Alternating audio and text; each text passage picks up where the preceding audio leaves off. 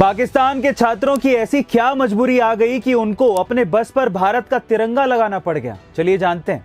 दरअसल जब रशिया और यूक्रेन के बीच में युद्ध चल रहा है तो यूक्रेन में फंसे भारतीय छात्र भारत आना चाहते थे, लेकिन रूस और यूक्रेन की सेना किसी को भी आसानी से बॉर्डर पार नहीं करने दे रही थी।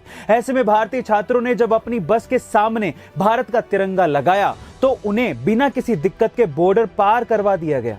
उस समय भारत के छात्रों को यह समझ में आ गया था कि उनकी चमड़ी के रंग से ज्यादा भारतीय तिरंगे के रंगों की ताकत है, क्योंकि जहां बाकी लोगों को यूक्रेन से निकलने में दिक्कत आ रही थी, वहीं भारतीय छात्रों को सिर्फ तिरंगा दिखाने पर जाने का रास्ता दे दिया गया। और जब नाइजीरिया और पाकिस्तान के छात्रों को यह बात पता चली तो उन्होंने दूसरे देश के होने के बावजूद भी भारत के तिरंगे को अपनी ढाल बनाया और भारत का तिरंगा दिखाकर यूक्रेन से बाहर निकल आए। गाइस, ये ताकत है हमारे तिरंगे की।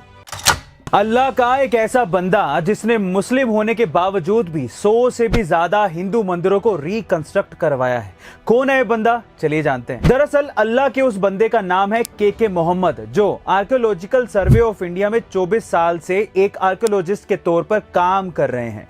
ये पहले ऐसे मुस्लिम आर्कियोलॉजिस्ट हैं जिन्होंने साल 1976 में हुई बाबरी मस्जिद की खुदाई के दौरान राम मंदिर के सबूत इकट्ठा किए थे। यही नहीं, इन्होंने 1200 साल पहले टूटे हुए बटेश्वर मंदिर समूह के 100 से भी ज्यादा मंदिर फिर से रिकंस्ट्रक्ट करवाने में महत्वपूर्ण भूमिका निभाई है। अब सवाल ये उठता है कि वो मुस्लिम होकर भी हिंदू मंदिर क्यों बना रहे हैं। इस पर उनका कहना है कि वो मुगलों द्वारा तोड़े हुए मंदिरों का प्रायश्चित करना चाहते हैं और के मोहम्मद जी के ऐसे नेक कार्यों की वजह से उन्हें भारत सरकार की तरफ से पद्मश्री सम्मान से नवाजा भी गया है। गाइस, के मोहम्मद जी भले ही धर्म से मुस्लिम हो, लेकिन अपने कर्म से वो एक सच्चे भारतीय हैं। आपका इसके बारे में क्या ख्याल है, कमेंट सेक्शन में जरूर लिखिएगा।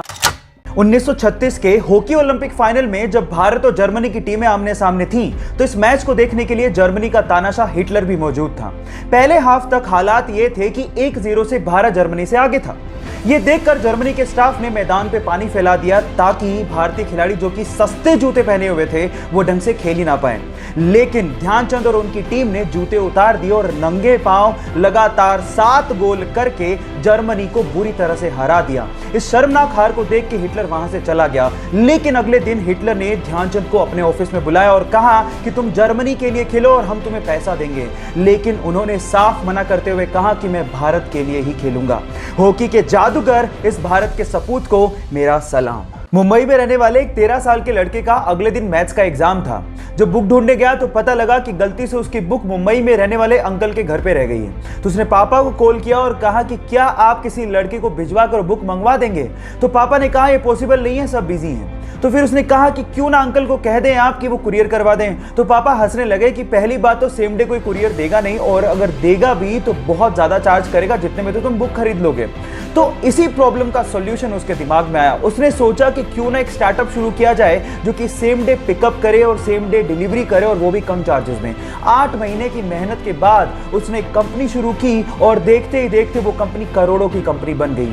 Yes, I am talking about papers and parcels, and उस 13 साल के लड़के का नाम है तिलक मेहता। गाइस, यहां सीखने लायक बात यह है कि आइडियाज कभी भी उम्र के मोहताज नहीं होते।